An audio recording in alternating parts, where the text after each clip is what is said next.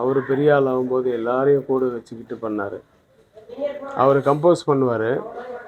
அதனால் இந்த பிரதர்ஸ்னால தான் அவரால் நிறைய படங்கள் பண்ண முடிஞ்சது. காரணம் வந்து அவர் கம்போஸ் பண்ணிவிட்டு டியூனை கொடுத்துருவாரு, லிரிக்ஸு பார்த்துருவாரு. அதுக்கப்புறம் ஆர்கெஸ்ட்ரேஷன் சபேஷ் முரளி தான் மெயினாக பண்ணுவார். ஆனால் உள்ளே வாசிக்கிறதுல பார்த்திங்கன்னா சிவா, நம்ம சம்பத், எல்லாம் இவங்கெல்லாம் பிரதர்ஸு. அதுக்கப்புறம் வந்து ஸ்ரீகாந்த் தேவா, இவங்கெல்லாம் தேவாவோட சன், இவங்கெல்லாம் வந்து அந்த ஆர்கெஸ்ட்ரேஷனில் இருப்பாங்க. இவங்களுடைய ஒர்க்கை வந்து எனக்கு தெரியும். நான் ஒரு 47 படம் பண்ணியிருக்கேன்னா அதில் கிட்டத்தட்ட 18 படம் வந்து தேவா தான் பண்ணார். அதில் நிறைய இவங்களோட நிறைய பழகியிருக்கேன். அமேஷ் அன்பிகையிலேருந்து பஞ்சதந்திரத்துலேருந்து நிறைய படங்கள். சரி, அந்த சீசனில் அதுக்கப்புறம் இவங்களுடைய ஒர்க்கை பார்த்துட்டு இப்போ நான் இன்ட்ரடியூஸ் பண்ணுறேன்ப்பான்னு சொல்லிகிட்டே இருந்தேன். ஒரு சான்ஸ் கிடைக்கும்போது சமுத்திரமில் தான் சபேஷ் முரளியை வந்து நான் தேவாக்கிட்ட சொல்லிட்டு தான் செஞ்சேன். ஐயோ நல்லா செய்யுங்கண்ணா, அவங்களும் வரணும் நல்லா மியூசிக் டைரக்டர் அப்படின்னாரு. ஸோ சபேஷ் முரளி வந்து சமுத்திரம் படத்தில், அந்த படத்துலேயும் நிறைய அனுபவங்கள், நிறைய மறக்க முடியாத நினைவுகள். நான் டியூன் சரிவே என் ஆஃபீஸில் தான் சபேஷ் வந்து டியூன் போட்டுட்டு இருந்தாப்புல. நான் சொன்னேன், தேவாவின் அன்பு தம்பியே அப்படின்னு நான் சொன்னேன். அந்த மாதிரி எவ்வளோ பழக்கம். அதுக்கப்புறம் தான் அழகான சின்ன தேவதைன்னு வந்து அந்த பாட்டு வந்தது. அதுக்கப்புறம் நிறைய படங்கள் பண்ணாங்க. இப்போ வந்து இன்னும் ஒரு கொஞ்ச நாள் இருந்து அந்த மியூசிக் யூனியன் கட்டடத்தை வந்து அவர் கட்டி முடிச்சுது. அது கனவாக இருந்தது அவருக்கு. சபேஷுக்கு வந்து அந்த மியூசிக் யூனியன் தலைவர் ஆனதுக்கப்புறம் கங்கை மோகன் சார், அப்புறம் ஒரு தம்பி முரளி தான் செக்ரட்டரி. ஸோ இவங்கெல்லாம் வச்சுக்கிட்டு எல்லா மியூசிக் டைரக்டர்ஸ்கிட்டையும், இளையராஜா சார், கங்கை, ஏஆர் ரஹ்மான் எல்லாருக்கிட்டையுமே பேசி எல்லாரையும் வச்சு ஒரு ஃபங்க்ஷன் பண்ணி அதில் வர அந்த பணத்தை வந்து, ஏன்னா மியூசிக் யூனியனுன்றது தான் வந்து அத்தனை பெப்சியில் இருக்க அத்தனை யூனியனுக்குமே பெரிய கட்டடமாக இருந்தது. அதனால் எந்த ஃபங்க்ஷன் இருந்தாலும் மியூசிக் யூனியனில் தான் வைப்பாங்க. ஆனால் ரொம்ப பழைய கட்டடமாகிடுச்சு. ஆனால் நிறைய பெரிய இடம் அது. அதை நல்ல பெரிய கட்டடமாக கட்டணும்னு சொல்லி ஆசைப்பட்டான் சபேஷ். அது முடிகிறதுக்கு முன்னாடி இந்த டிசம்பர்லேயே ஜனவரியில் தான் அதை ஃபங்க்ஷன் பண்ணுறதா இருந்தது. அது எல்லா மியூசிக் டைரக்டர்ஸையும் வச்சு. ஸோ அதை பண்ணிவிட்டு அந்த பெருமையோடு போய் சேர்ந்துருக்கலாம். அவனோட ஆத்மா சாந்தியடைய எல்லாம் வல்ல இறைவனை வேண்டி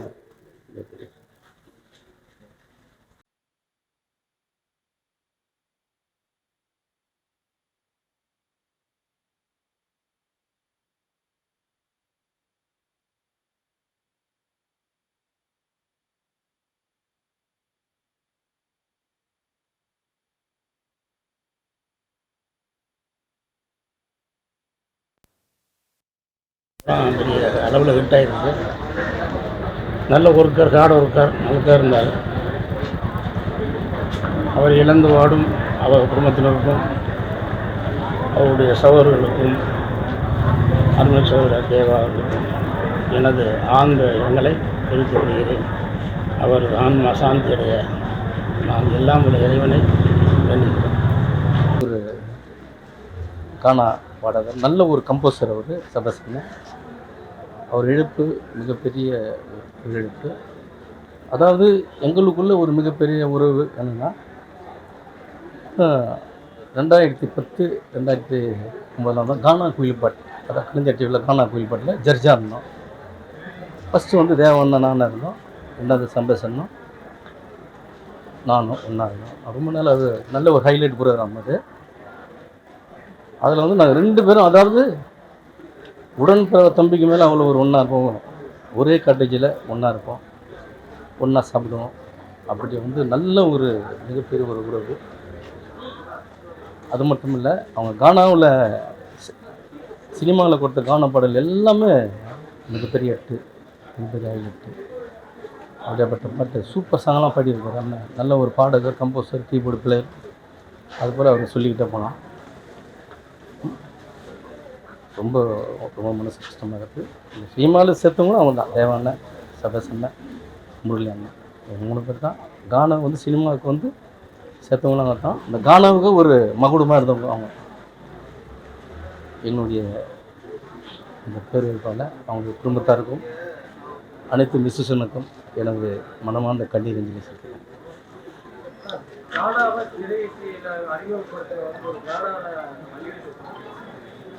என்னம்மா ஒரு பாட்டா? பாட்டுலாம் எவ்வளோ இருக்குது.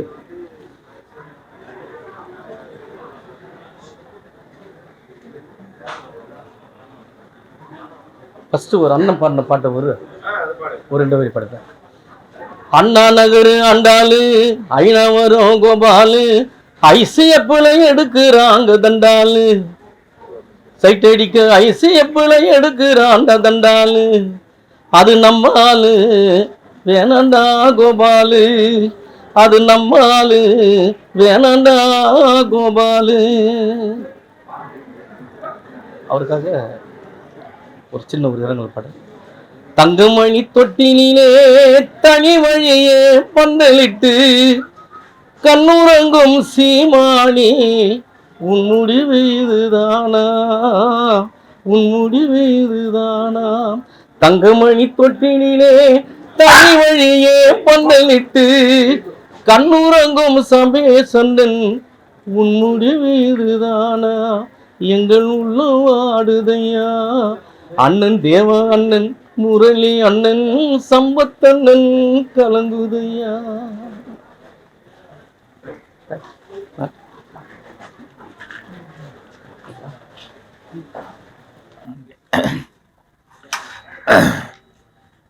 நல்ல மனிதர்களும் திறமைசாலிகளும் நம்மளை விட்டு பிரியும் போது ரொம்ப மனசு கஷ்டமாக இருக்கும்.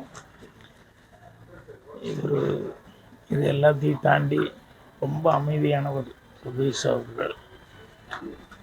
என்னுடைய படங்கள்ல எல்லாம் வந்து ஒர்க் பண்ணும்போது அவங்க அதிகமாக பேசியே நான் பார்த்ததில்ல. அந்த அளவுக்கு அமைதியாக இருப்பார். அதே மாதிரி தேவா சார் குடும்பம்னு எடுத்துட்டால் அவங்க அண்ணன் தம்பிகள் ஒற்றுமை அப்படிங்கிறது என்றைக்குமே மனசில் அது ஒரு எல்லாத்துக்குமே நெகிழ்வான ஒரு சமாச்சாரமாக இருக்கும்.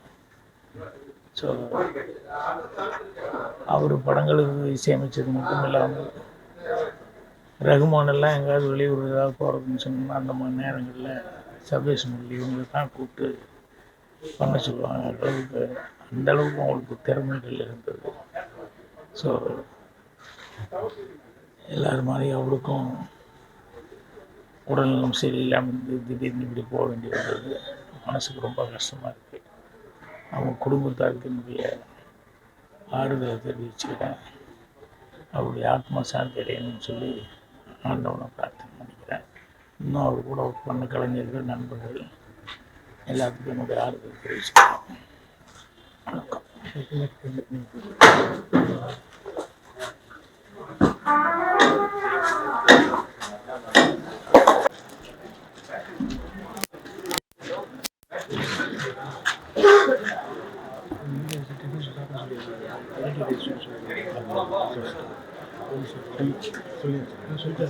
இன்றைக்கி வந்து நாங்கள் வந்து வாழ்க்கையிலேயே ஒரு மறக்க முடியாத நாளாக இருக்குது.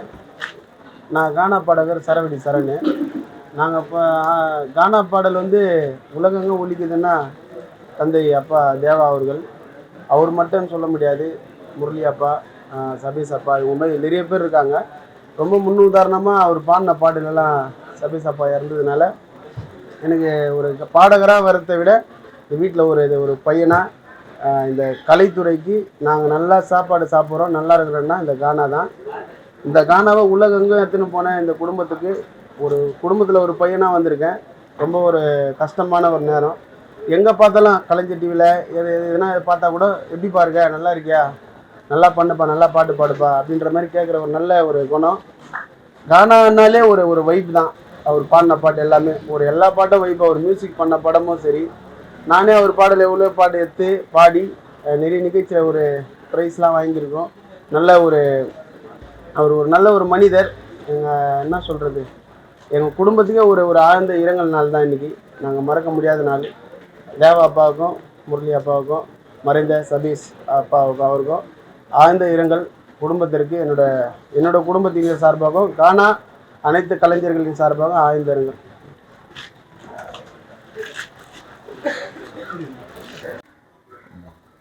சபீஷ் அண்ணன் வந்து எனக்கு 97லேருந்து என் கூடவே ட்ராவல் பண்ணிகிட்ருக்காரு. என்னோடய முதல் படத்தில் வந்து கடைசி படங்கள் வரைக்கும் எல்லா படத்தோட ரெக்கார்டிங்கும் அவர் இருப்பார், மாயக்கண்ணாடி தவிர. அவரோட ஈடுபாடு, அவர் சினிமா மேலே, அந்த இசை மேலே வச்சுருந்த பக்தி, இசை மேலே வச்சுருந்த ஒரு ஆர்வம். ஆட்டோகிராஃப்லாம் அந்த இன்டர்வல் சீனில் அவரோட வாய்ஸ் ஒன்று இருக்கும், வீறிட்டு கத்தி அழுகிறது மாதிரி. அந்த வாய்ஸ் அவர் தான் பின்னணியில் பாடியிருப்பார். அந்த வாய்ஸ் கேட்கும்போது எனக்கு பயமாக இருக்கும், இது இன்னும் இப்படி பாடுறாரு, இப்படி ஹை பிச்சில் ஒரு வாய்ஸ் போகுது, ஏதாவது ஆயிடுச்சுனா அப்படின்னு நினைப்பேன் நான்.